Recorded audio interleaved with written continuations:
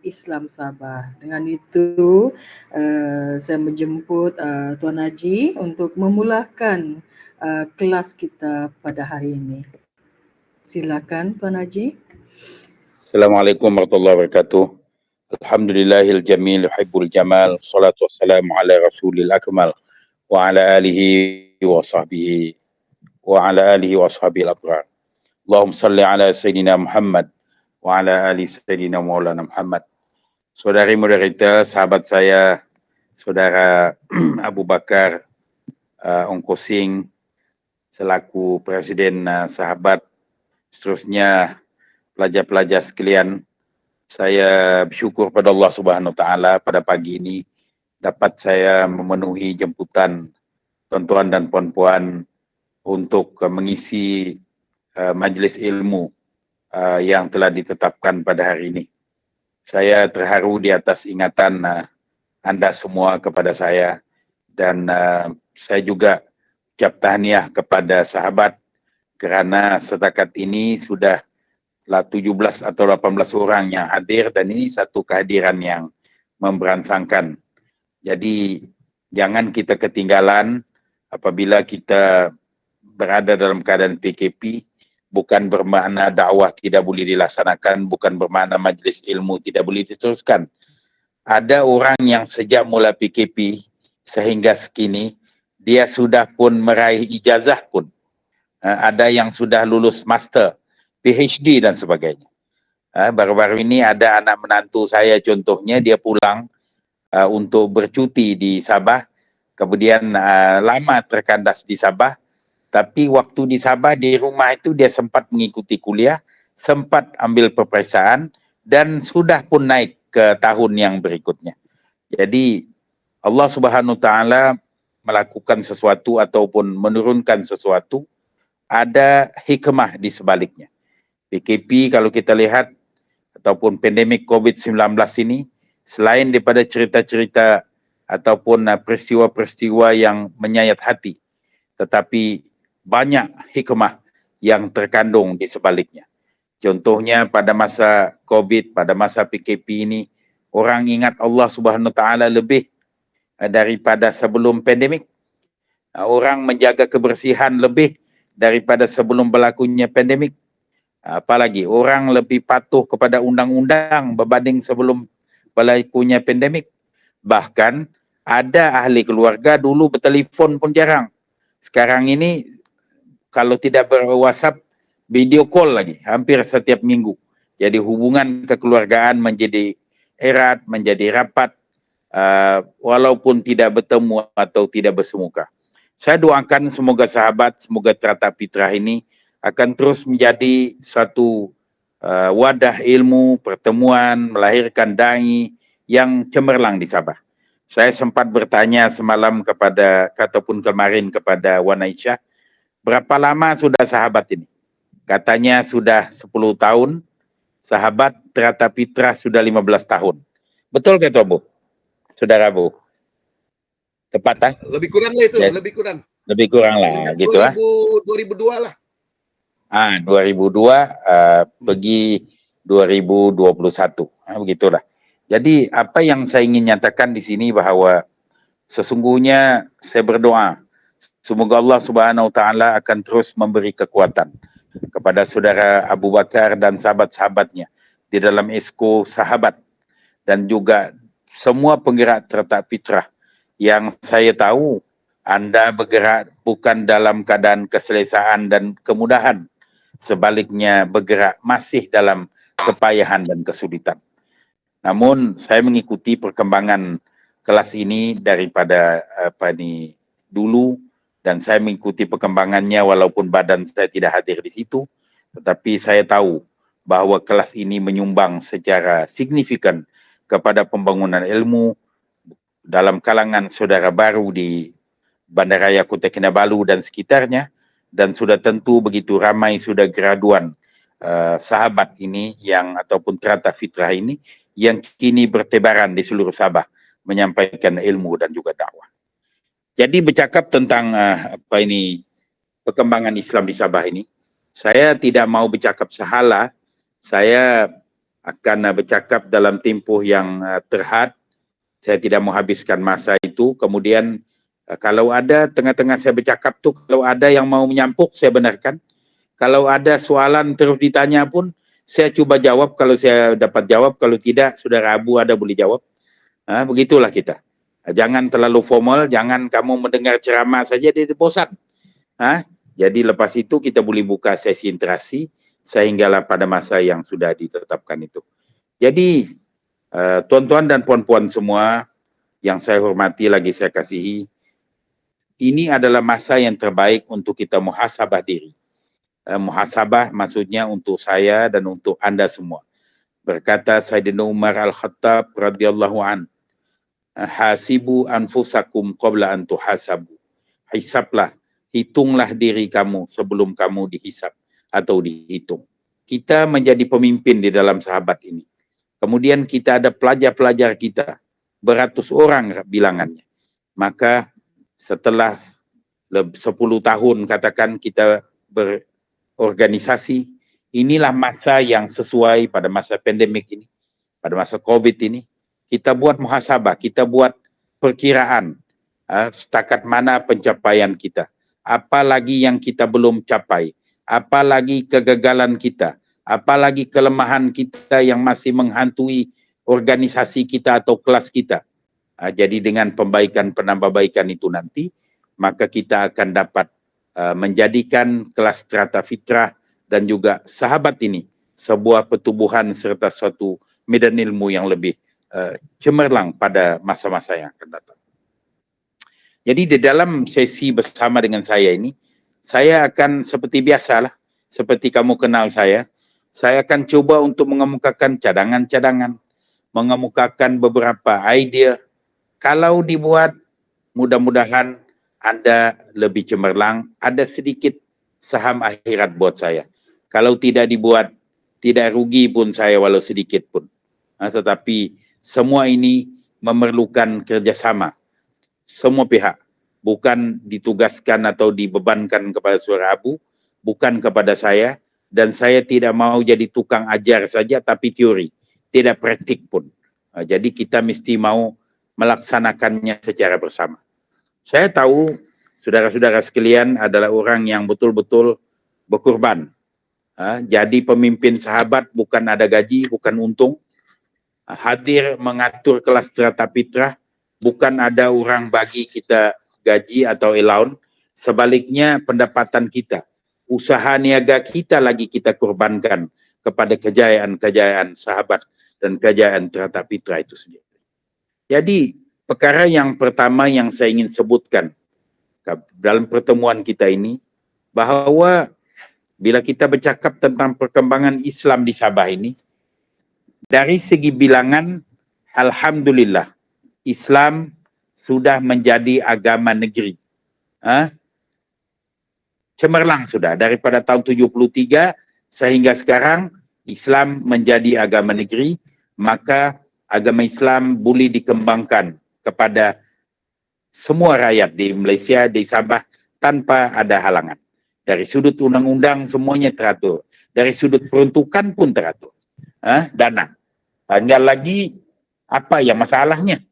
Masalahnya yang pertama adalah pengamalan Islam dalam kalangan umat Islam, realitinya masih berada pada tahap yang perlu dipertingkatkan lagi.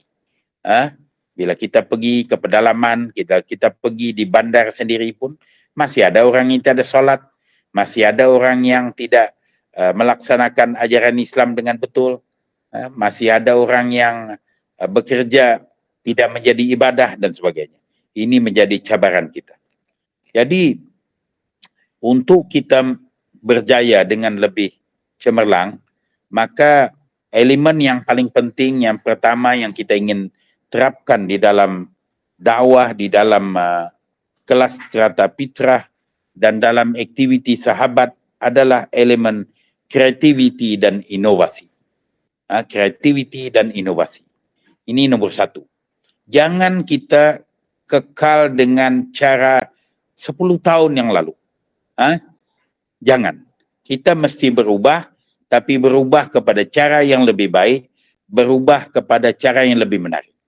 Salah satu daripada indikator atau petunjuk yang dapat kita lihat ialah kalau kehadiran misalnya dulu katakanlah yang hadir itu 50 orang, makin sedikit, itu petanda kita punya pengurusan ada masalah. Tapi saudara Abu Bakar tadi sudah membayangkan kepada saya, nampaknya kelas sahabat atau Tata Fitrah sudah sinonim dengan online. Itu satu perkembangan yang menggembirakan dan menunjukkan ada elemen tarikan ataupun attraction, tarikan yang dapat dilihat oleh pelajar-pelajar kita, oleh mereka yang terlibat dengan sahabat. Pagi ini pun sekarang sudah lebih daripada 23 orang yang menyertai. Ada pertambahan sudah kelas. Contohnya, itu satu yang menunjukkan ada minat meningkat. Tetapi kreativiti dan inovasi ini sesuatu yang tidak statik. Ia mesti diubah ataupun digerakkan dari masa ke semasa. Jadi antara perkara yang boleh dilakukan, saya fikir adalah graduan sahabat ataupun saya kata graduan sahabat atau graduan Tata Fitrah, sebab mungkin ada juga yang tidak belajar di Tata Fitrah, dia belajar tempat lain, tapi dia adalah aktivis sahabat.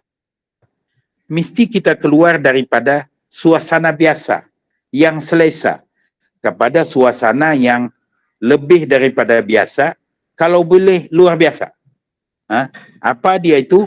Tidak perlulah kita guide satu persatu, tetapi kita boleh sentiasa memikirkan apakah perubahan yang ingin dibuat, apakah inovasi yang ingin diperkenalkan di kalangan kita. Jadi saya mencadangkan supaya pelajar-pelajar kita ini, sekarang lagi kita sudah masuk ke fasa ketiga kalau tidak salah, sudah boleh bergerak ke sana kemari dan sebagainya, maka pelajar-pelajar kita ini perlu dibawa keluar daripada kelas untuk menimba ilmu di luar daripada bilik darjah. Ini tidak lama lagi, mungkin ada contohnya Hari Kebesaran Islam, kita boleh mengadakan aktiviti di masjid dan sebagainya. Dan bila bercakap tentang aktiviti, tidak mesti tertumpu kepada masjid. Di luar masjid, di luar Kota Kinabalu, mesti ada sesuatu yang membolehkan pelajar-pelajar kita ini pergi ke lapangan, pergi ke medan. Selain daripada itu, kalau kita lihat aktiviti di luar bilik kuliah ini sebenarnya menyumbang kepada percambahan minda ataupun bertambahnya ilmu pelajar-pelajar kita ataupun aktivis kita. Jadi sebab itu saya menyarankan supaya kelas boleh diteruskan, tetapi aktiviti di luar kelas juga perlu dilaksanakan. Tuan-tuan dan puan-puan semua, izinkan saya menyatakan dengan sejujur hati saya, dengan setulus hati saya, bahawa salah satu bidang yang kurang ditekankan oleh badan-badan dakwah, oleh pertubuhan-pertubuhan agama kita adalah bab ekonomi, bab duit, bab kewangan. Hari ini, walau sudah 50 tahun kita merdeka, tetapi bila kita berjalan ke Sabah, alhamdulillah 12 tahun 4 bulan, saya bersama-sama dengan Yadim, Yayasan Dakwah Islamiyah Malaysia. Tidak ada lagi satu daerah yang saya tidak pernah pergi. Saya dapati umat Islam ini masih dikaitkan dengan kemiskinan, masih dikaitkan dengan ketiadaan rumah, masih dikaitkan dengan kemudahan asas di kampung yang mustad'afina fil ardi, yang dhaif di dunia ini, di muka bumi ini.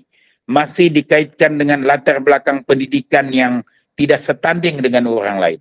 Bahkan anak-anak kita masih ada yang tercicir daripada mengikuti sekolah agama, kelas agama, pengajian Al-Quran, dan juga melanjutkan pelajaran ke peringkat yang lebih tinggi. Jadi untuk itu, saya mahu supaya kita memikirkan dengan lebih bersungguh-sungguh.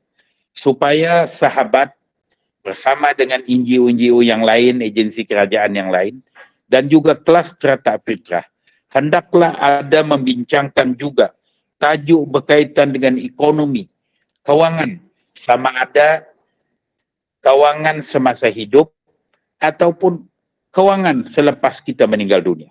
Apa maksudnya? Contoh, hari ini sangat sedikit bilangan umat Islam yang mempunyai perlindungan takaful. Orang bukan Islam, dia mewah hidupnya dengan insurans. Dia tidak bimbang apa terjadi kepada dirinya walau mati mengejut dan sebagainya kerana dia ada insurans beratus-ratus ribu, bahkan berjuta. Tapi orang Islam, walaupun ada takaful yang diperkenalkan dengan begitu baik sekali skimnya, dengar saja ada taklimat takaful, semua orang tidak mau datang. Ini masalah kita. Saya bukan ejen takaful. Saya tidak menjadi ejen kepada mana-mana kumpulan takaful. Tetapi saya mau umat Islam bermula daripada kelas strata fitrah, bermula daripada sahabat, pemimpin dan ahli-ahli sahabat, aktivis sahabat, mesti didedahkan dengan dunia takaful. Dunia simpanan masa depan. Kerana tanpa adanya skim-skim seperti itu, kita seperti tidak merancang masa depan kita. Kita tidak ada tabungan dan sebagainya. Kemudian wasiat. Wasiat waktu hidup. Mesti dibuat kerana ini adalah soal kedudukan harta kita selepas kita meninggal dunia. Maka silalah jemput pihak-pihak yang boleh bercakap tentang takaful, boleh bercakap tentang wasiat, supaya pelajar-pelajar kita terdedah. Begitu juga kalau kita lihat faraid.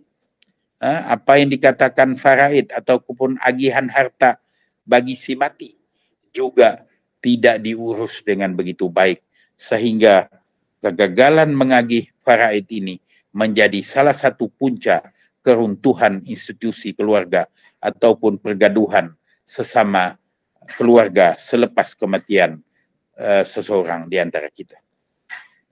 Kemudian saudara-saudara sekalian, bila saya bercakap tentang inovasi tadi kan, saudara Abu, kemarin saya menerima satu gambar atau video yang dikirim oleh salah seorang yang mengenali saya, yaitu gambar sebuah masjid bergerak di Jepun.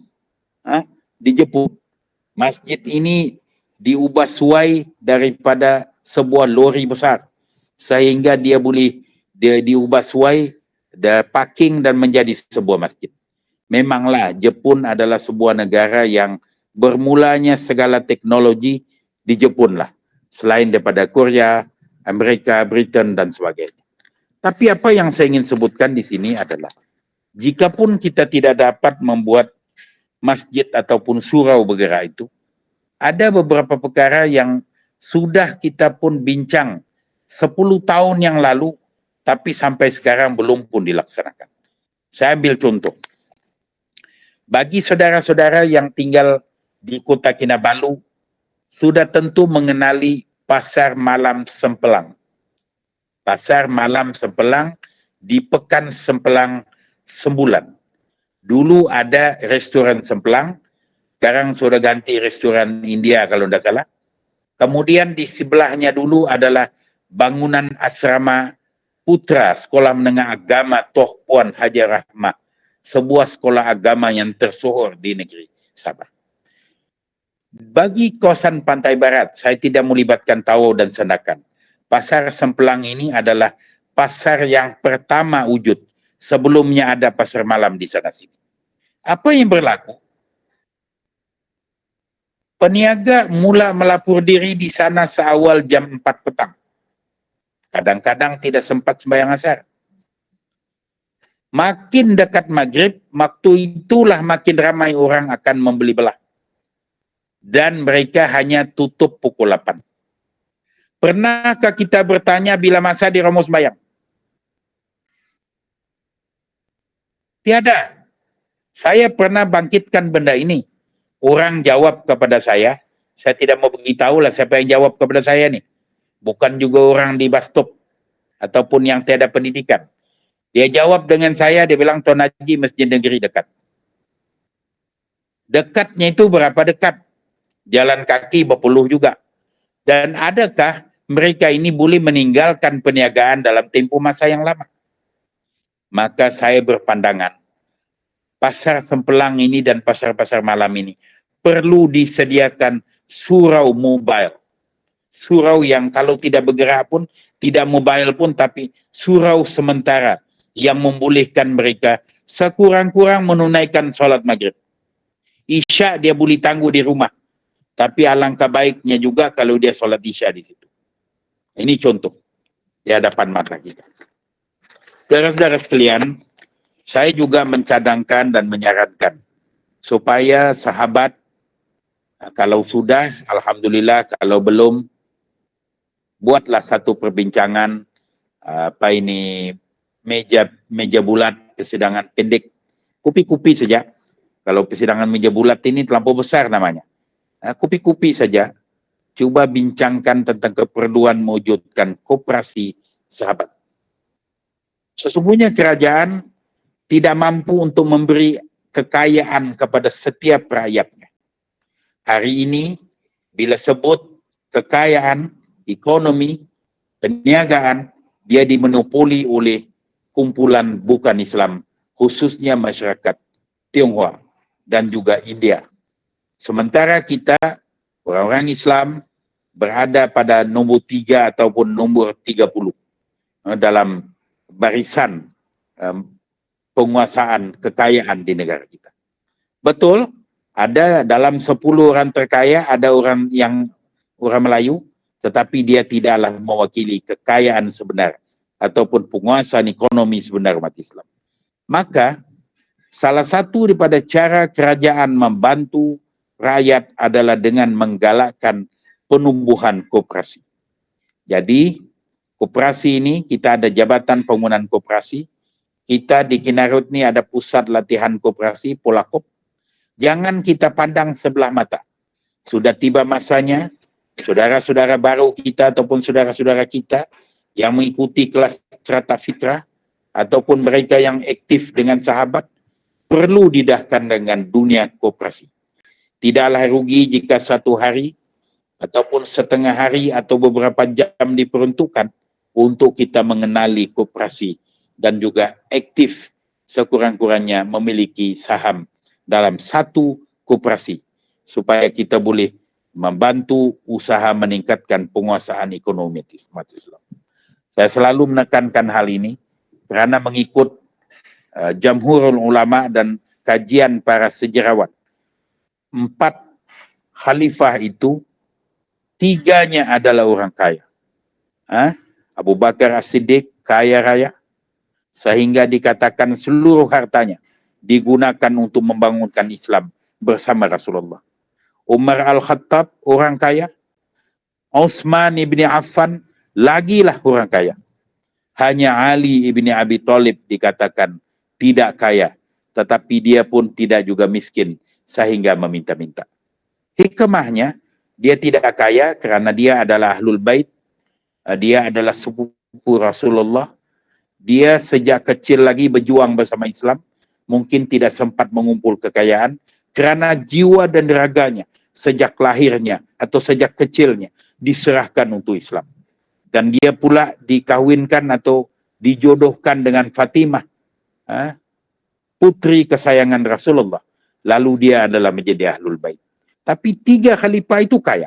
Jadi ini adalah satu bukti betapa pentingnya kekayaan itu ataupun penguasaan ekonomi dan kedudukan keuangan yang kukuh. Kalau kita lihat dalam sejarah Islam datang ke Malaysia, datang ke Nusantara pun, pedagang-pedagang Arab, pedagang-pedagang India itu, mereka adalah ahli-ahli perniagaan yang kaya, yang akhirnya membantu membangunkan Islam di bumi Malaysia ini. Saudara sekalian, saya juga menyarankan supaya sahabat dan juga kita punya pelajar-pelajar Strata Fitrah bila balik ke kampung atau ke daerah masing-masing, kita melihat bagaimana betapa ramainya lagi anak-anak orang Islam yang bersekolah rendah pada sebelah pagi, tidak bersekolah agama pada sebelah petang. Ataupun kalau dia sepatutnya sekolah agama pagi, sekolah agama petang, sekolah rendah petang, sekolah kebangsaan petang dia datang. Pagi dia tidak ada pergi sekolah agama. Kenapa? Kerana kita tidak mampu ataupun kita kata kerajaan, kalau kita harap kerajaan melalui Jahins ataupun MUIS setakat ini tidak dapat menyediakan kelas kepada separuh pun tidak sampai bilangan pelajar-pelajar Islam yang ada. Jadi cara untuk memperbaiki keadaan ini bukan dengan menyalahkan kerajaan, bukan dengan menyalahkan Jahins, MUIS dan sebagainya. Maka kita perlu memperkasakan institusi wakaf. Wakaf. WAKIF. Saya mohon mencadangkan supaya sahabat mengambil inisiatif, mencari tapak yang sesuai atau lokasi yang sesuai, tanah yang tersedia untuk membangunkan sekolah wakaf selewat-lewatnya pada tahun 2022 ini. Sebuah pun jadilah. Kita jadikan dia sebagai sekolah perintis, sekolah agama wakaf kelolaan sahabat yang pertama di negeri Sabah, dan mungkin kita memilih kawasan-kawasan seperti Inanam, Telipuk, Manggatal dan yang sewaktu dengannya. Dan saudara sekalian, saya juga mohon mencadangkan bila bercakap tentang perkembangan Islam ini, kita alhamdulillah dapat sudah kita ini cahaya Islam, dapat ke masjid, dapat kita menggerakkan agama, bahkan menjadi aktivis sahabat pun satu platform yang menyebabkan kita menjadi dai. Tetapi tiba masa untuk kita memikirkan nasib generasi kita, anak-anak kita, cucu cicit dan keturunan kita. Bagaimanakah masa depan mereka? Oleh itu, saya mohon mencadangkan supaya anak-anak kepada pelajar-pelajar kelas Strata Fitrah ini kita daftarkan. Kita ada satu data yang kita mengetahui kemana mereka, apa jadi mereka, mungkin 10 tahun lagi dan sebagainya. Jadi kita perlu memperbanyakkan penglibatan mereka ini kepada bidang-bidang profesional yang kini sebenarnya masih dikuasai oleh golongan bukan Islam. Ya, golongan bukan Islam. Untuk itu saya gembira sekali kerana bermula pada tahun ini kerajaan negeri telah mengumumkan dan telah pun melaksanakan suatu skim galakan di mana setiap anak Sabah yang berjaya melanjutkan pelajaran ke peringkat ijazah akan dibayar sebanyak ringgit Malaysia 2,000 secara one off. Sementara peringkat diploma 1,500 secara one off. Ini banyak membantu kerana ada anak-anak Sabah yang mendapat tawaran untuk memasuki universiti. Tidak boleh bertolak ke universiti kerana mereka tidak ada wang untuk membolehkan mereka bertolak daripada Sabah. Tiket mahal. Betul lah ada Asia, tapi kalau beli minggu depan mau terbang, hari ini beli mahal. Jadi sesiapa juga anak-anak Sabah, kalau dia mau pergi ke Universiti Melaya, Universiti Kebangsaan, apalagi kalau di luar negara, dia sekurang-kurangnya ada sejumlah wang yang cukup sementara dia menunggu pembiayaan PTPTN ke MARA ke GPA ke dan sebagainya. Ya, kalau tidak dia pendamkan saja. Jadi kita perlu menggalakkan anak-anak kita untuk memasuki bidang profesional. Hari ini kalau kita lihat di kelas Strata Fitrah atau sajauh lah kelas kita, ramai sebenarnya tapi kita tidak ada data. Tapi ramai bukan bermakna dia cukup. Dia mesti ditingkatkan dari masa ke masa. Saya bukan mau minta kita buang mentaliti, tetapi kita perbaiki mentaliti. Dulu kita anggap anak yang soleh itu adalah anak yang hafiz Al-Quran. Bagus? Setuju? Anak yang soleh itu adalah anak yang bersekolah agama. Bagus? Saya setuju. Kita buat KPI ataupun petunjuk prestasi ataupun indikator begitu. Bagus.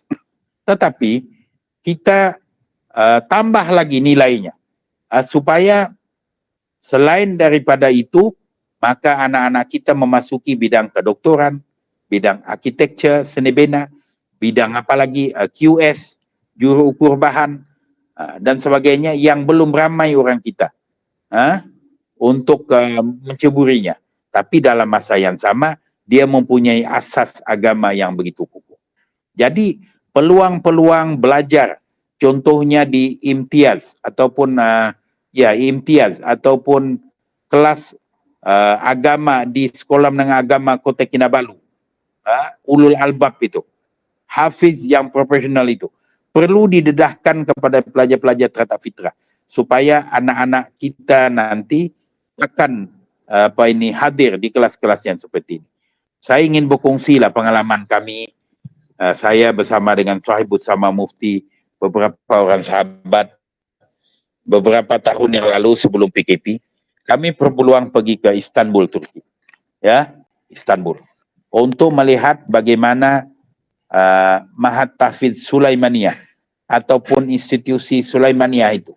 Dia ada sekolah tahfidz, dia ada university, dia ada tabika ataupun prasekolah, dia ada supermarket dan macam-macam lagi kejayaan yang dicapai oleh Sulaimaniyah di Turki.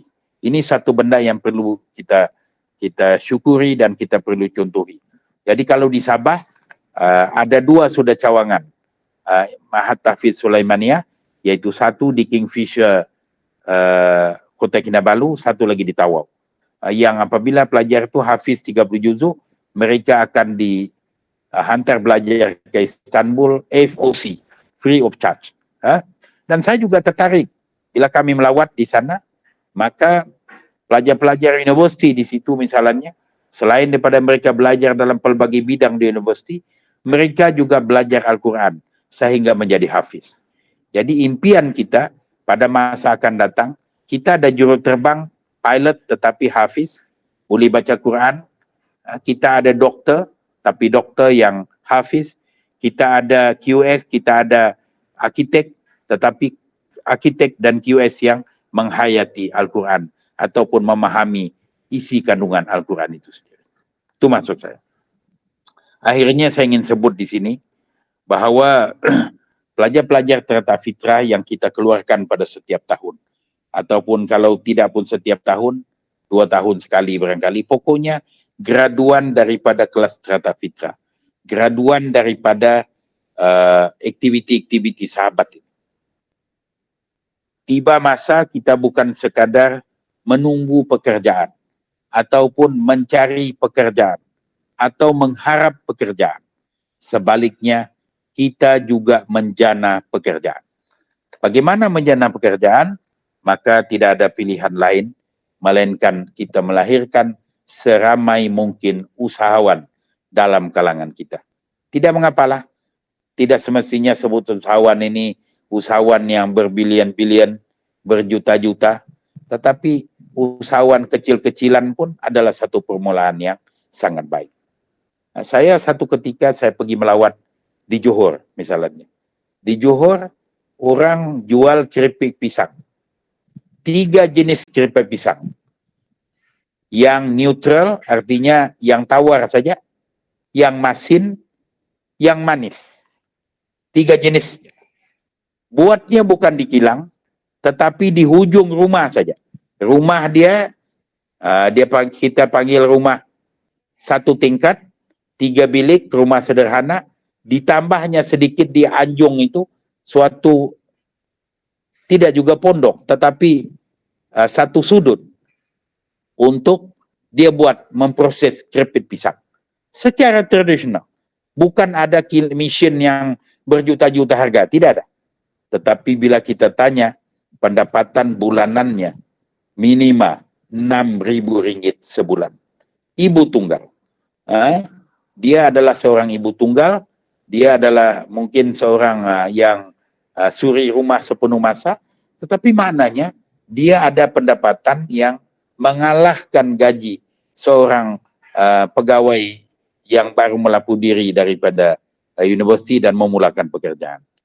Jadi pokoknya hari ini sudah Rabu, sedih kita, Wan Aisyah dan kawan-kawan semua kelas teratak fitrah. Bila kita pergi ke daerah-daerah di Sabah, bila kita tanya berapa pendapatan dia sebulan, dia tidak boleh jawab.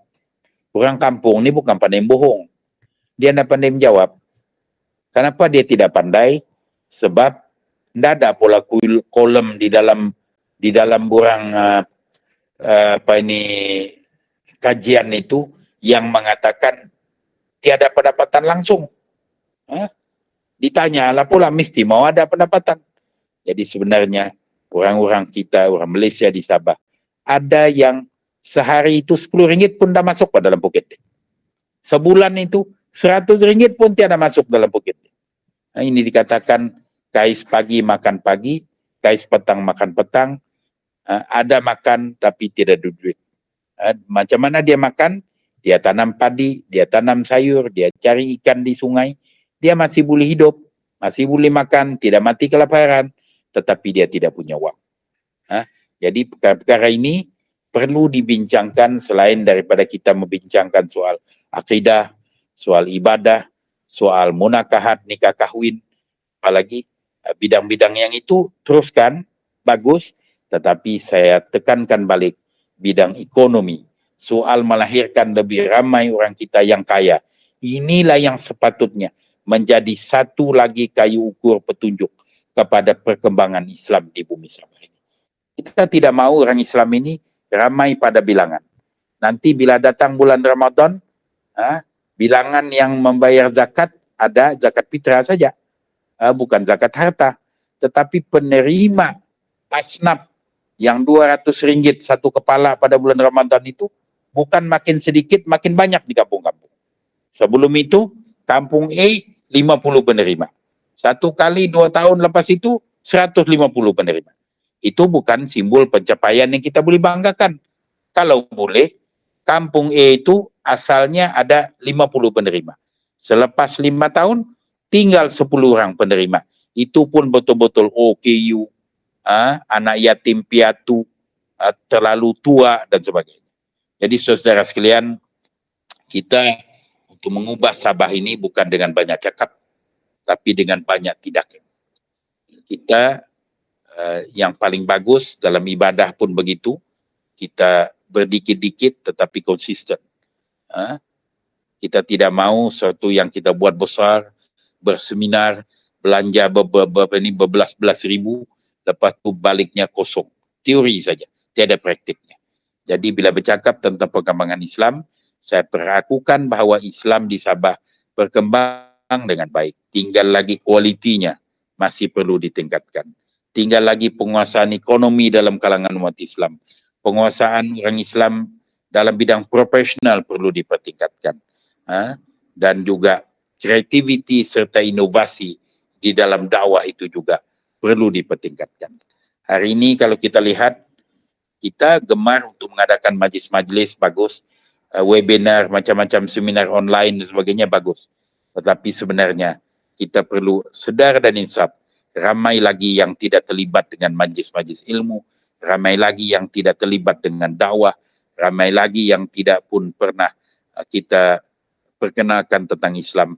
Dan mereka ini perlu kita cari, bukan kita tunggu, bukan kita mengeluh, tetapi kita temui mereka ini supaya bilangan orang yang mendapat dakwah kita semakin melebar, semakin membesar. Dan dengan itu maka pencapaian umat Islam dalam segala bidang akan dapat kita tingkatkan. Saya sudah bercakap lebih kurang 40 menit. Saya fikir saya perlu berhenti dulu di sini untuk membolehkan saya mendengar apakah mungkin maklum balas, pandangan, tambahan, soalan kalau ada. Saya sudah katakan tadi, kalau saya jawab, boleh jawab, saya jawab. Kalau tidak, saudara Abu ada di sisi kita. Dan kita boleh berkongsi sesama kita. Saya mau mohon maaf kalau ada pandangan yang saya berikan tadi tidak begitu tepat. Namun, ia datang dari hati saya yang paling dalam. Bukan daripada bibir dan lidah yang tidak bertulang. Semoga Allah Subhanahu Wa Taala akan memberikan kita kekuatan untuk kita terus bersama dengan Islam, untuk kita terus menegakkan Islam. Dan kalau boleh, kita berdoa semoga ketika jenazah kita diusung di taman perkuburan, kita masih merupakan seorang pejuang agama. Walau kita tidak berjawatan bergaji, tetapi kita melakukan sesuatu untuk kebaikan Islam dan umat Islam sekurang-kurangnya di negeri Sabah kita yang tercinta. Wabillahi taufiq wal hidayah. Assalamualaikum warahmatullahi wabarakatuh. Saya kembalikan kepada moderator. Silakan.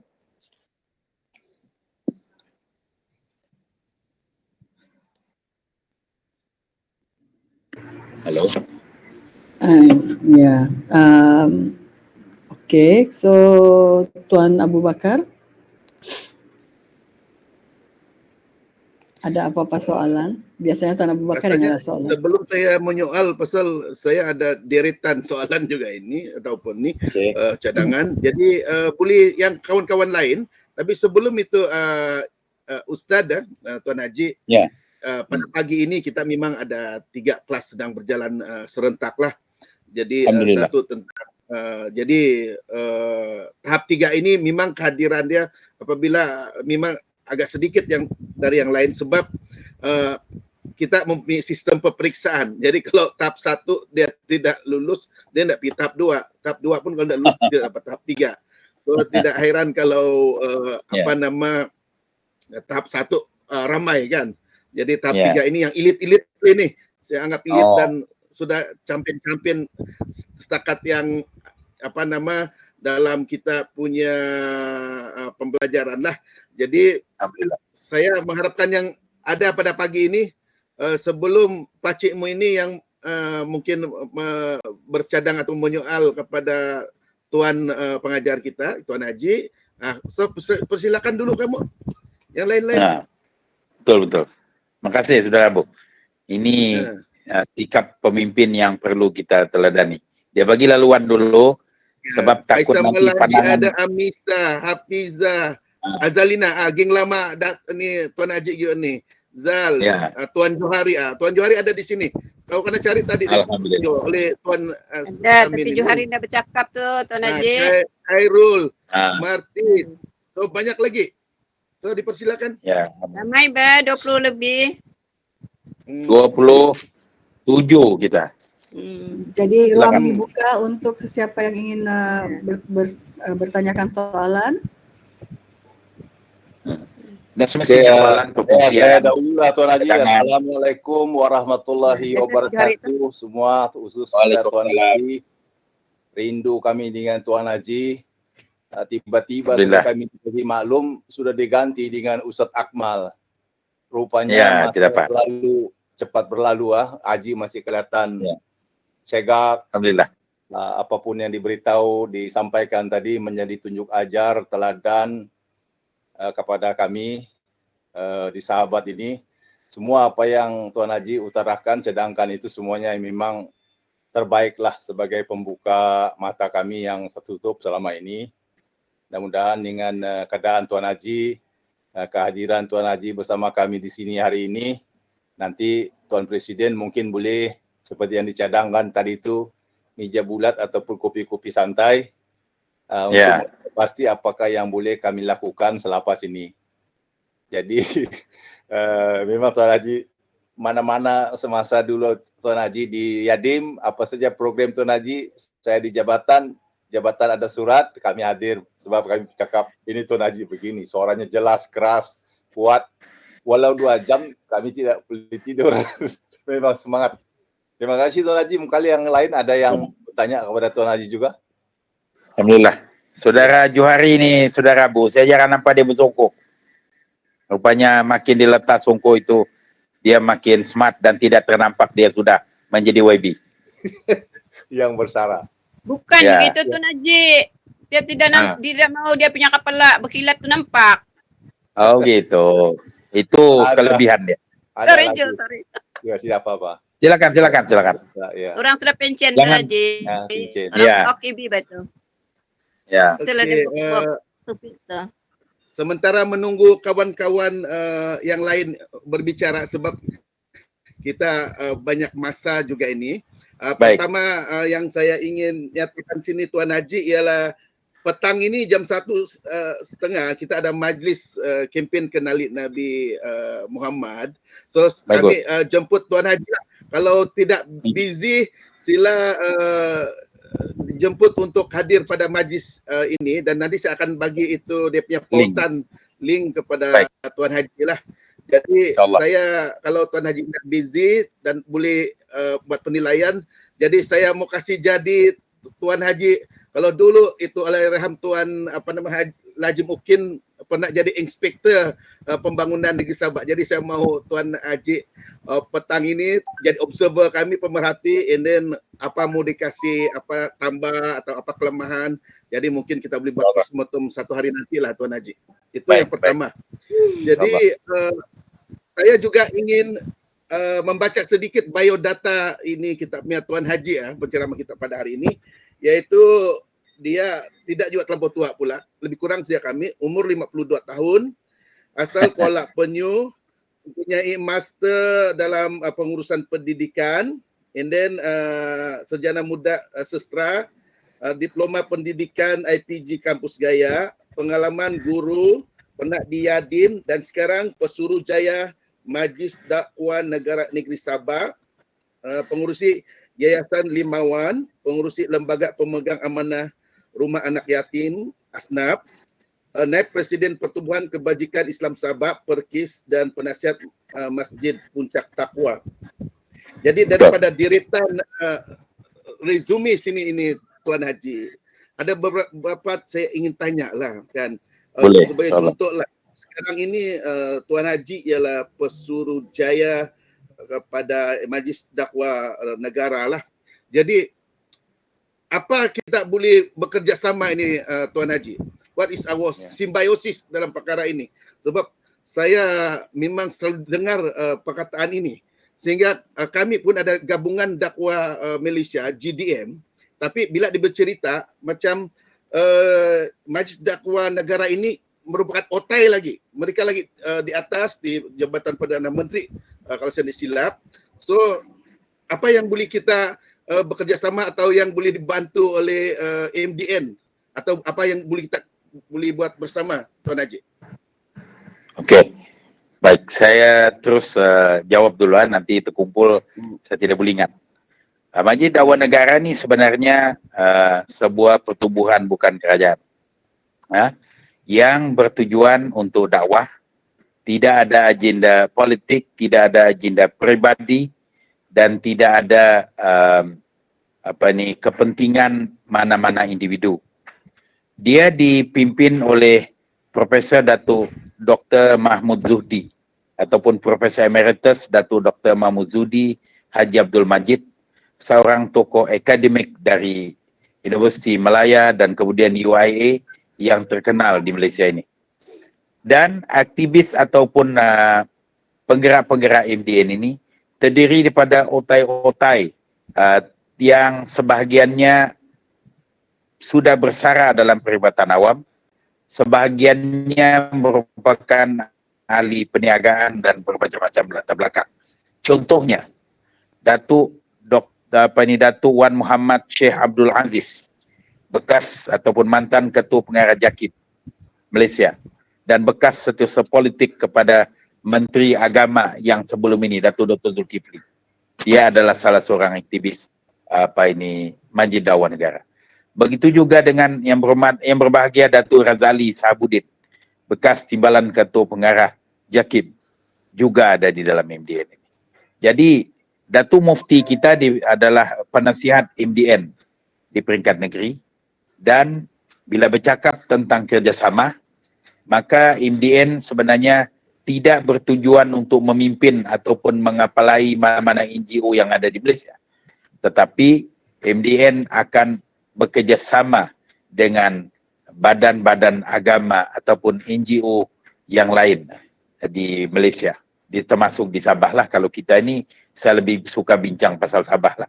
Dan bercakap tentang NGO ini, kita jangan menganggap bahawa hanya kerajaan yang boleh melakukan sesuatu. Kalau kita lihat kemerdekaan negara kita pun bermula dengan perjuangan NGO. Kejayaan Islam di Malaysia dan di Sabah juga bermula dengan perjuangan NGO. Mungkin kita boleh murnikan ataupun kita boleh ingati kembali perjuangan menubuhkan Majlis Agama Islam Sabah. Majlis Agama Islam Sabah dimulakan oleh usia pertubuhan Islam seluruh Sabah ataupun usia. Saudara Abu, masih jelaskah suara saya?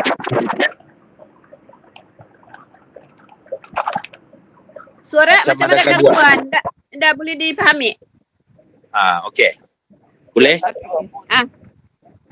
Boleh ya? Saudara Abu, boleh dengar? Boleh Puan, je. moderator? Jelas Okey. je. Jelas ya. Kejayaan Islam di Sabah tidak dinafikan adalah perjuangan daripada Injil. Antara pertubuhan-pertubuhan awal yang wujud di Sabah adalah Pertubuhan Islam Sabah. Bukan usia lagi, PIS. Persatuan Islam Putatan, Persatuan Islam Tawau, dan kemudian tertubuhnya Pertubuhan Islam Seluruh Sabah atau usia.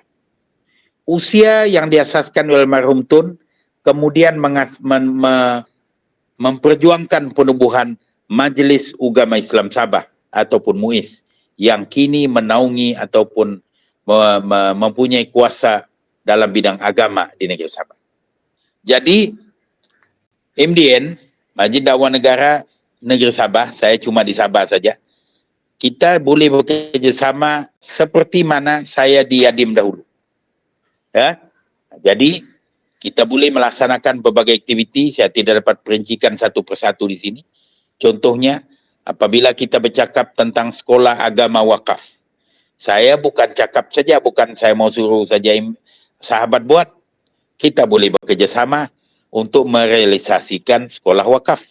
Contohnya, apabila kita mau melaksanakan aktiviti yang penyebaran ilmu misalnya, termasuklah ilmu tentang penguasaan ekonomi tadi, maka kita boleh berkolaborasi.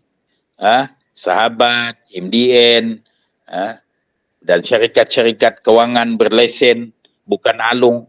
Sebab hari ini orang Islam ramai pergi alung. Ramai yang kad banknya dipegang oleh alung. Dia cuma terima baki saja daripada gajinya. Saya mungkin pernah beritahu, saya pernah menemui kes di mana seorang jururawat yang sepatutnya menerima gaji tidak kurang 4.000 sebulan. Di akhir bulannya atau pada hari gaji, dia cuma tinggal RM80 saja. Yang lain habis untuk bayar hutang. Jadi ini perkara-perkara yang perlu kita boleh buat aktiviti bersama. Saya alhamdulillah, bukan juga saya ini terkenal, saudara Joe tahu, tapi orang kenal saya. Kenal saya pula bukan kerana perkara-perkara yang negatif, tapi insyaAllah biiznillah kerana perkara yang positif. Jadi hubungan kita dengan pelbagai pihak itu perlu kita kembangkan supaya lebih ramai orang yang mendapat manfaat.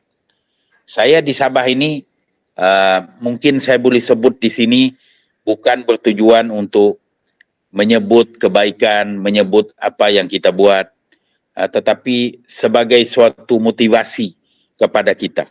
Kalau yang sudah tahu, alhamdulillah. Kalau yang tidak tahu, saya mau bagi tahu sedikit tujuan saya untuk memotivasi umat Islam. Penampang adalah daerah yang terkenal sebagai sukarnya Islam itu berkembang.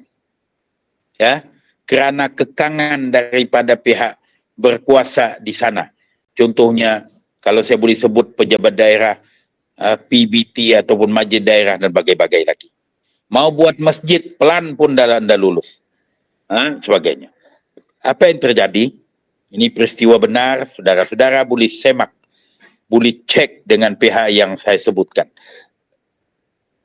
Satu hari, saya dipanggil oleh Yang Berhormat Datuk Haji Muhammad Arifin, Menteri Agama kita, tentang hasrat untuk membina sebuah masjid di dalam bangunan ataupun premis Jabatan Pengangkutan Jalan JPJ, Jalan Bundusan Penampak.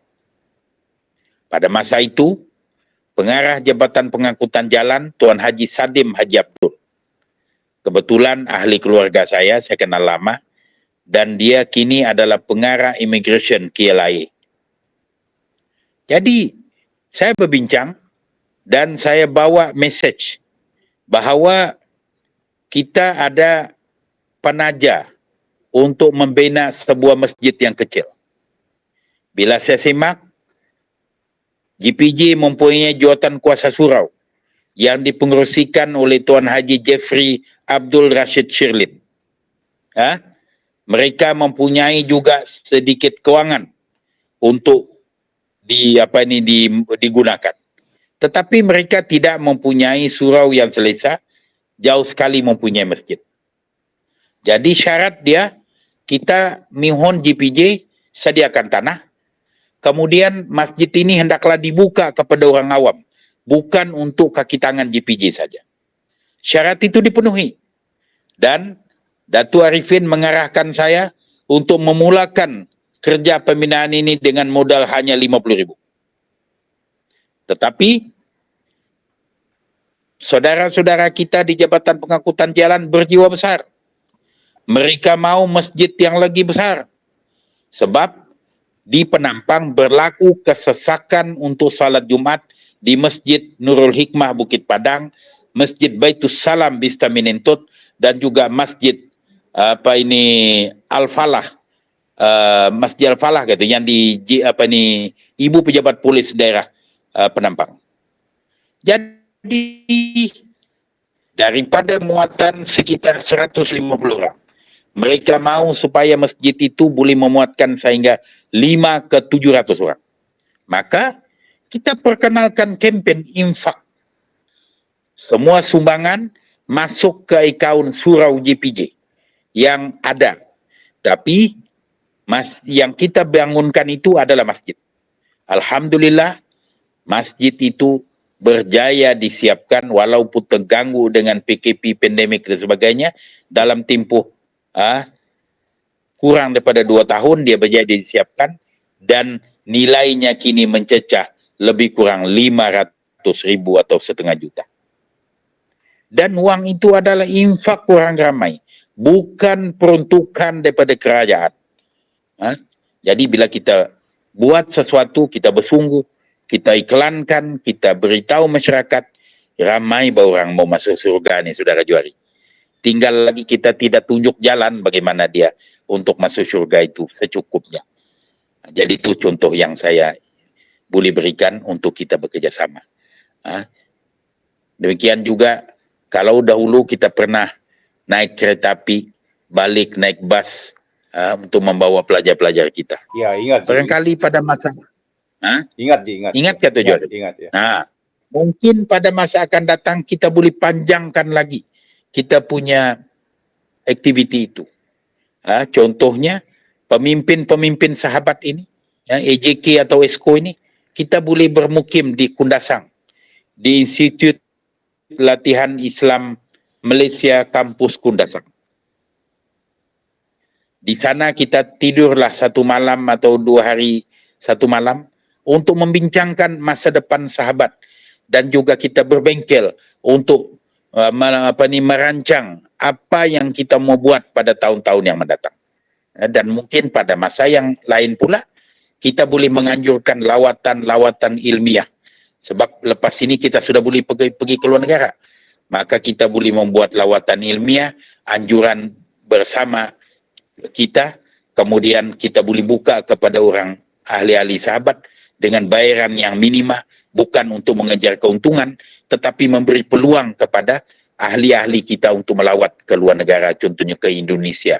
Indonesia sekarang ni, saudara Abu, saudara Juari, jangan kita pandang di bawah, kita kena pandang di atas. Hebat itu perkembangan Islam di Indonesia. Saya bersama dengan Sahibu Sama Mufti, alhamdulillah, saya ingat sudah lebih daripada 10 bandar kami pergi, termasuk Jakarta, Surabaya, Palu, dan macam-macam lagi tempat yang kita sudah pergi. Dan yang terdekat ini kita merancang untuk pergi ke Samarinda. Lawatan ini bukan enjoy, bukan untuk huha-huha, tapi boleh berhuha-huha, cuma berhasil memotivasi kita untuk melihat bagaimana perkembangan Islam di negara jiran. Bagaimana mereka itu berinfak untuk membangunkan masjid, membangunkan tahfiz tanpa mengharap uang daripada kerajaan. Saya ambil contoh apabila kami satu ketika pergi ke Tarakan, Indonesia. Masjid membuka kelas tahfiz untuk ahli karya. Hari Jumat dia check-in. Hari Ahad dia check out. Ini macam pelajar out campus ini. Akhirnya dia menjadi hafiz 30 juzuk Al-Quran.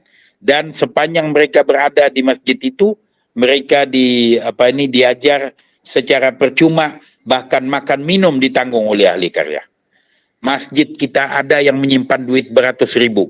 Benda ini pun tidak boleh buat. Minta maaf saja. Minta maaf saja. Tapi saya kena cakap ini walau pahit kerana saya pun bukan orang daripada China, Hong Kong, Amerika. Saya pun orang Sabah. Atas semangat kecintaan kepada negeri kita, maka saya buat teguran-teguran keras dan pandangan-pandangan yang ikhlas ini.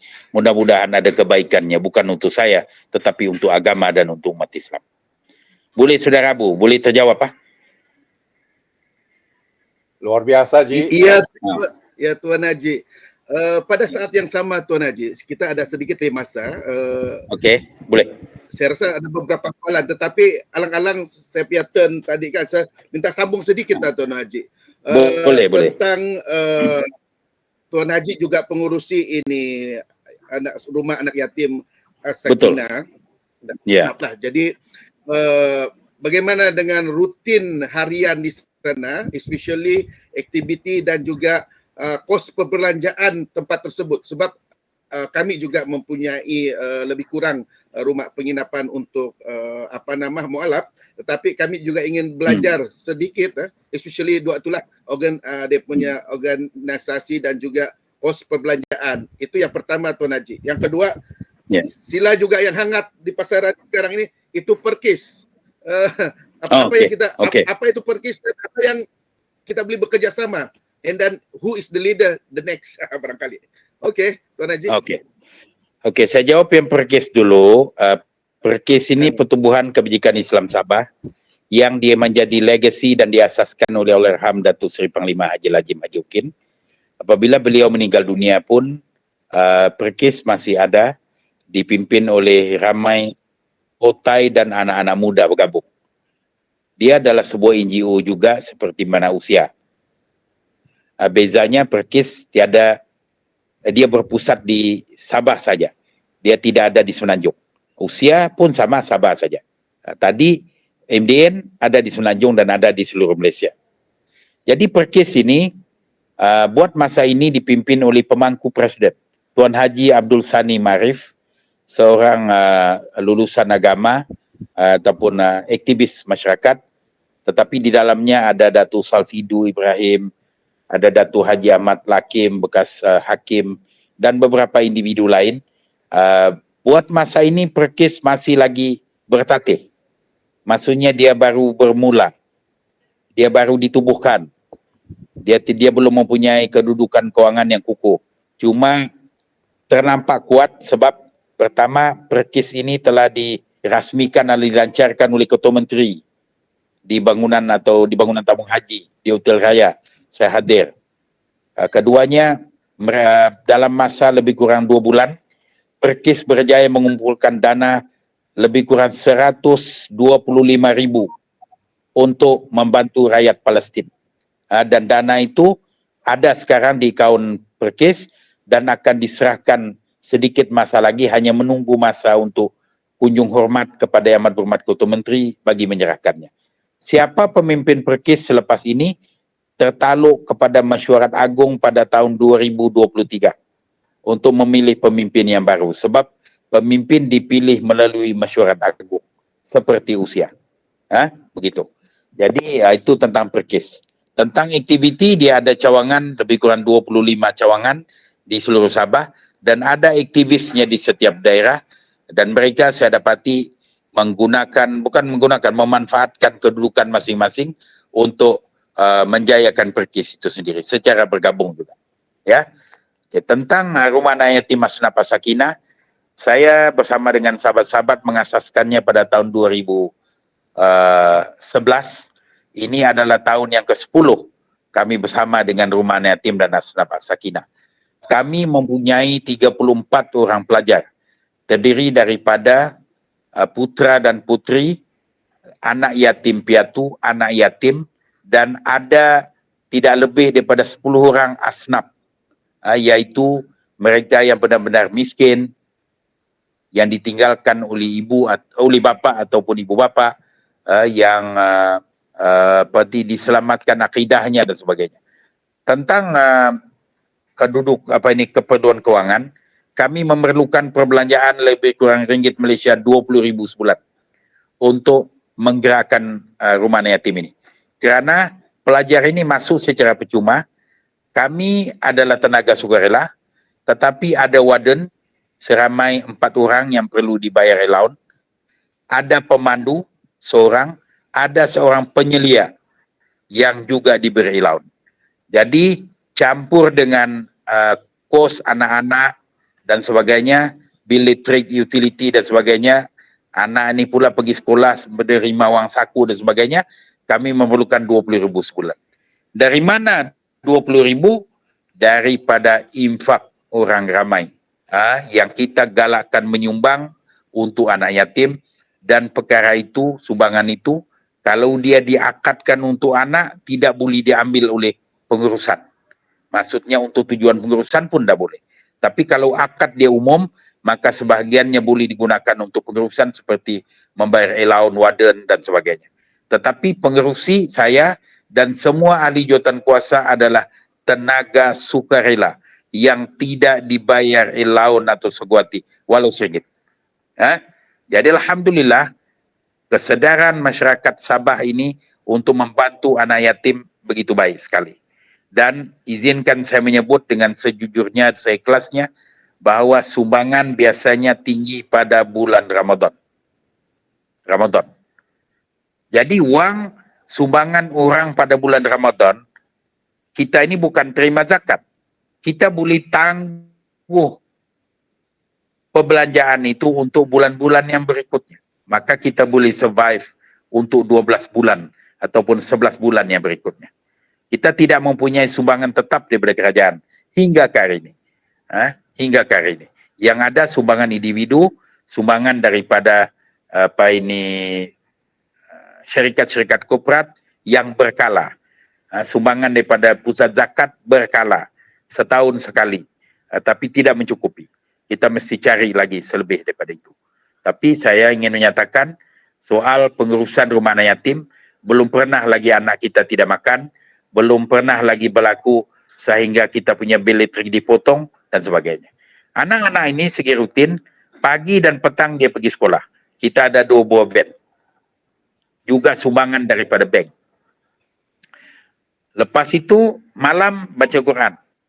Dan kita wajibkan mereka ini mengikuti solat 5 waktu secara berjamaah. Dan juga pada Sabtu dan Ahad mereka ada aktiviti yang sudah pun dirancang sepanjang tahun.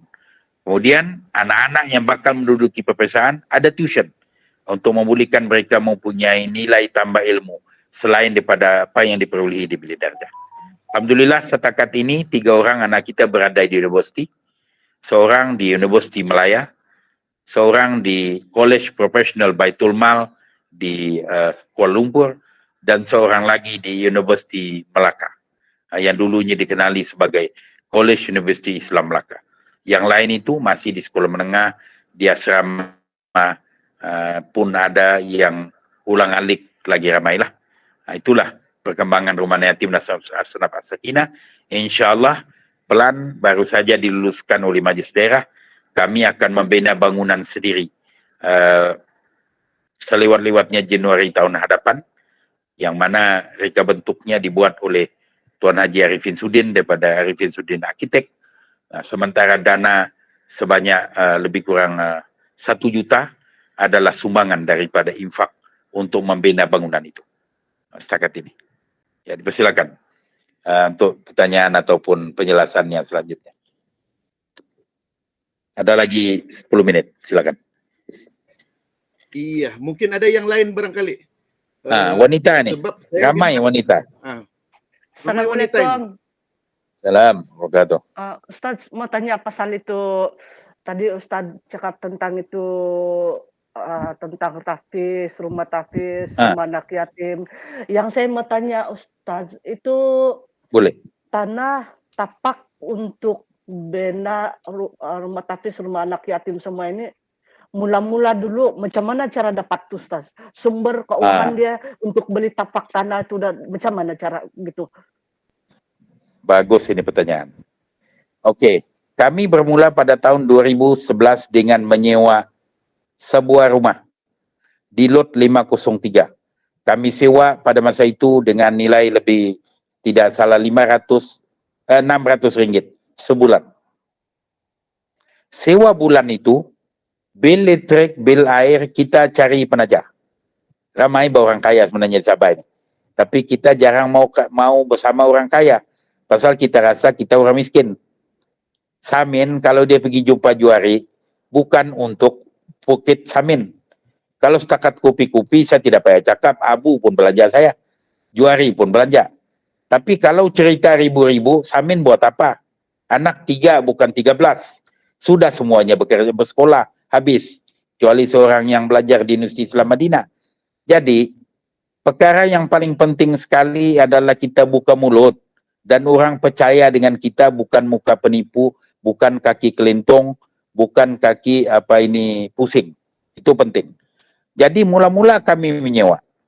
Kemudian kita cari penajah. Ada yang bayar bil listrik, ada yang bayar bil air, ada yang menyumbang RM50 tiap-tiap bulan. Kumpul-kumpul beribu jadinya. Ada, alhamdulillah. Jadi kemudian macam mana mau pergi sekolah? Mau pergi sekolah perlu pengangkutan untuk anak-anak. Maka kita memohon tajaan kenderaan daripada bank. Satu, bank rakyat. Kedua, masa itu syarikat kewangan Quid Finance House. Ada 2 buah bank kami. Kami dapat waktu itu baru lagi 2-2. Sampai sekarang masih cantik. Jadi, kita bermula dengan itu.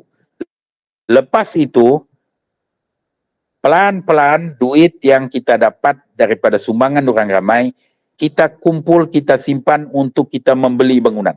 Akhirnya, 2 unit, okey, sebelum itu apabila kita ada pelajar putra, kami bermula dengan putri tau.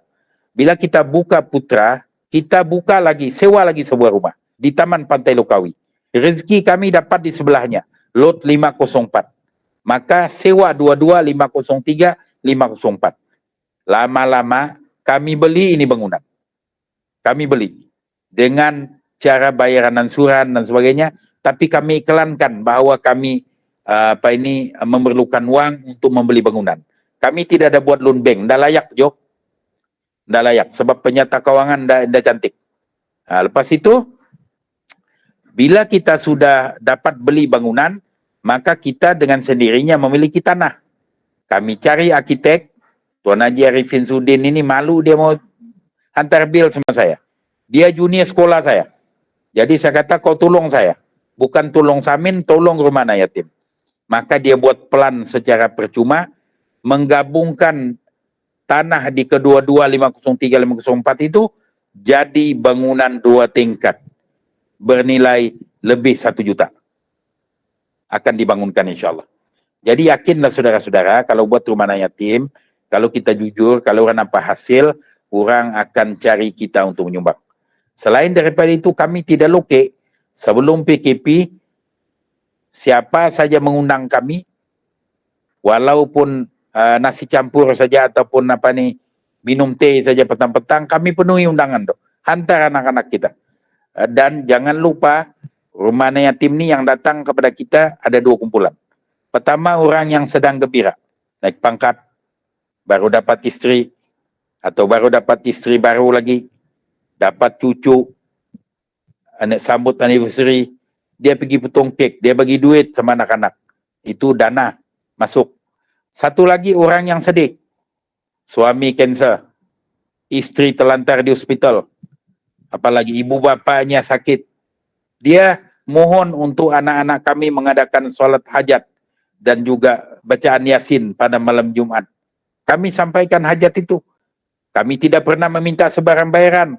Tetapi, alhamdulillah setakat ini, mereka itu akan menitipkan sampul surat untuk anak-anak dan juga untuk pengurusan.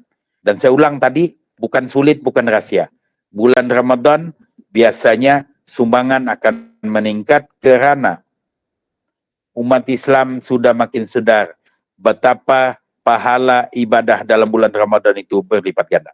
Jadi dapatan sebulan, katakan sebulan dapat 50.000 sepanjang bulan Ramadan. Jangan belanja semua. Sebahagiannya digunakan untuk bulan-bulan berikutnya. Maka kita boleh survive selama 12 bulan atau lebih.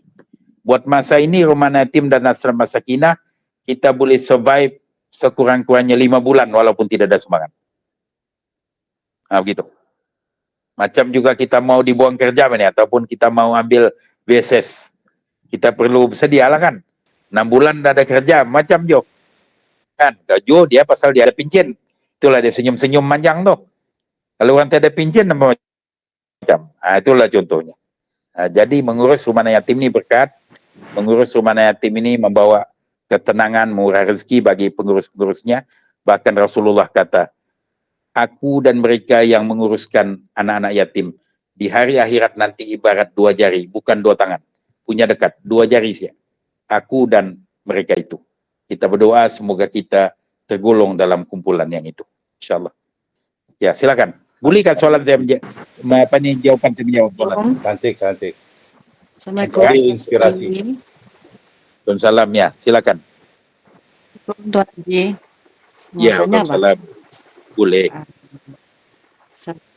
Memang tahulah rumah anak yatim di Sakinah sana tu dekat Kem Lokawi, barisan Balai Polis kalau nak silap. Betul, Jalan Pandan, ya. Jadi kalau boleh, ini idea saya lah, kalau boleh Tuan Haji bagi dengan Cik Dua Hari kah, dengan bos kah, jadi nombor akaun, jadi kami di Sahabat kalau ada rezeki lebih kami akan bagi salurkan tuan-tuan pergi ke sana lah kalau boleh. Sebab yang saya tahu saya punya suami pun dari Perkis Putatan. Dia bagian Siapa nama dia? LJK. Muhammad Sudin bin Muhammad Saman. Okey. Baik. InsyaAllah. Jadi saya tahu tentang yang meninggal kan, yang ni. Ya. Bagian ni kan. Jadi saya Betul mau aja, itu sejaklah. Di Ruaratul Jim. Jadi saya mau untuk dana tu kami di dalam Sahabat ni, ini cadangan saya lah. Saya setuju.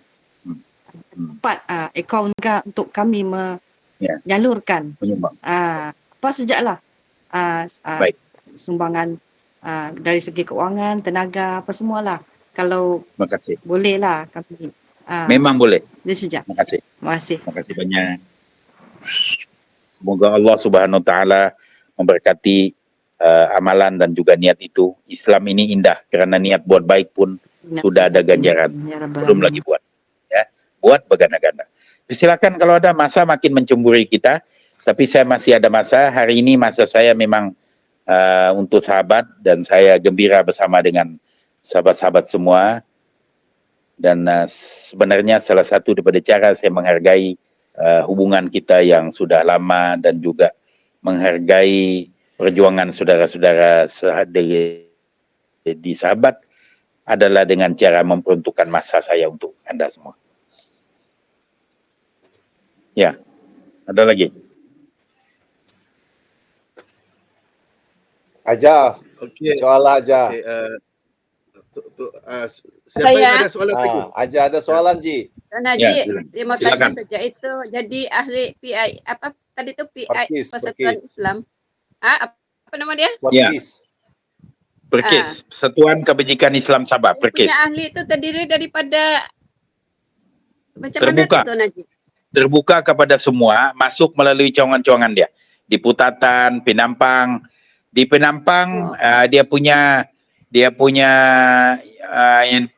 ketua bahagian dia, kalau tidak salah saya lah, Datuk Abdul Manap Lakaribah. Penampang. Di Kemudian Putatan buat masa ini kosong kerana dulunya oleh Hamdatul Sri Panglima Lajim sendiri. Tapi ada dia punya pemangku, saya tidak ingat nama net, kita cek. Datuk Haji Jalidar juga adalah ketua bahagian di KK. Sebab Kenalkan Tuan Datuk Haji, Jalidar Ibrahim. Kenal. Tahu. Lilis, Kenalkan. Tuan Ya. Haji, Lilis Ustaz- dia ni apa aja? Apa tugasnya? Lilis. Dia ini dulu ditawarkan menjadi ahli jawatan kuasa tertinggi, tapi macam dia menolak. Tapi dia membantu.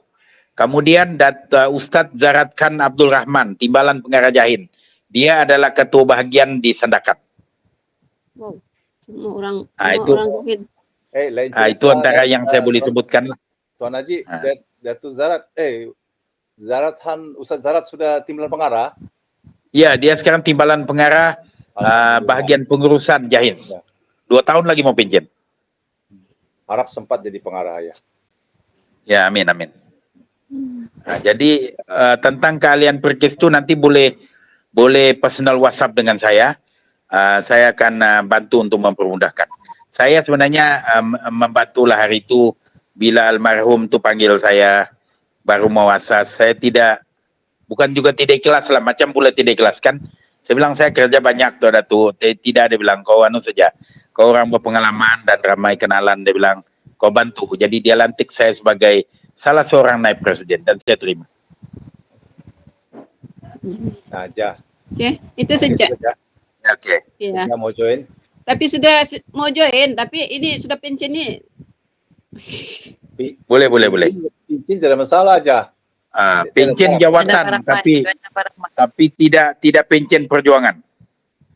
Itu insyaAllah sentiasa tu. Sebab dalam Pertiwisa pun ada juga continuation dia. Ada juga kan? Okay. Alhamdulillah. Kak, kau Itu ketua jatuh Kak. nanti. Ini anak murid. Jadi InsyaAllah, kita ada boleh lah. Tidak Bagian masalah. putatan kita enggak? ada- Ambil bagian putatan. kita ada 7 menit yang terakhir. Apa lagi pertanyaan? Saya memohon izin untuk saya memimpin bacaan doa. Boleh? Itulah kami tunggu-tunggu Ji bacaan Boleh. doa Tuan Ya. Haji luar biasa Kami memang dibanding yang tunggu lain. itulah. Kita bersiap-siap mendengar nanti doa Tuan Haji berbeza dengan ustaz-ustaz yang lain. Jadi kita bacakan dahulu suratul Fatihah. Kita kirimkan pahala Fatihah ini kepada kedua ibu bapa kita, sama ada yang masih ada ataupun yang telah meninggal dunia. Juga kepada kaum keluarga, ahli sahabat dan guru-guru kita yang telah mendahului kita maupun yang sudah bersama dengan kita. Saya pernah ditanya oleh orang, anaknya selalu demam, selalu menangis. Dia kata saya bukan pandai membaca-baca, Tuan Haji. Saya kata pandai ke baca Fatihah? Dia kata boleh. Maka saya kata bacakan Fatihah itu, tiupkan di ubun-ubunnya. Atau baca Fatihah, tiupkan pada air. Air itu diminum ataupun disapukan kepada muka, kepada kepala dan juga tubuh anak itu. InsyaAllah, biiznillah. Maka dengan izin Allah, ayat Al-Quran itu menjadi syifa, menjadi ubat dan penawar kepada mereka yang sakit. Ila hadratan Nabi Mustafa Rasulullah sallallahu alaihi wasallam wa ila ashabini al-Fatihah. Bismillahirrahmanirrahim. Alhamdulillahirabbil alamin. Arrahmanir rahim. Maliki yaumiddin. Iyyaka na'budu wa iyyaka nasta'in. Ihdinas siratal mustaqim.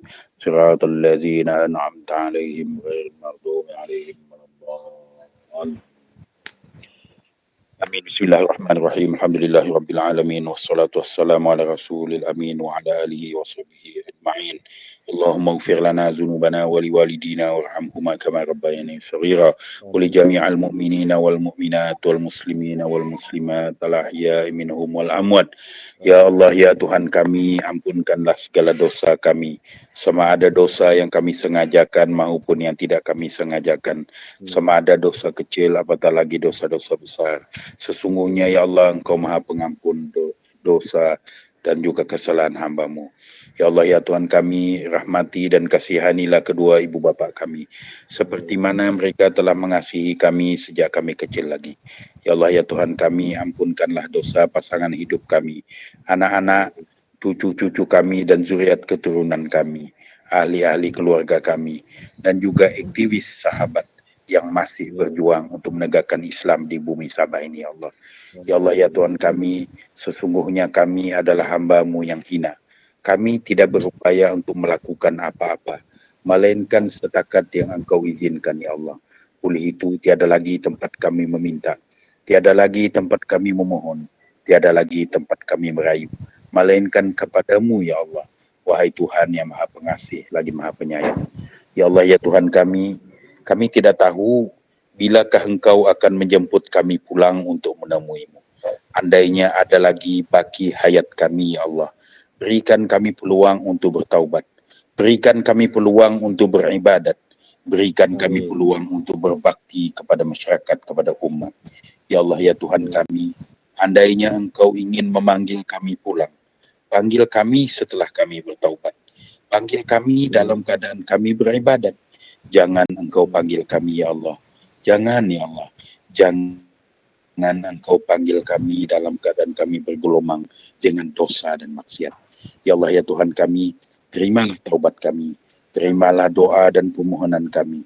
Sesungguhnya apa yang kami lakukan hanyalah untuk mengabdikan diri kepadamu ya Allah. Ya Allah ya Tuhan kami, anugerahi kami syafaat Nabi Muhammad sallallahu alaihi wasallam.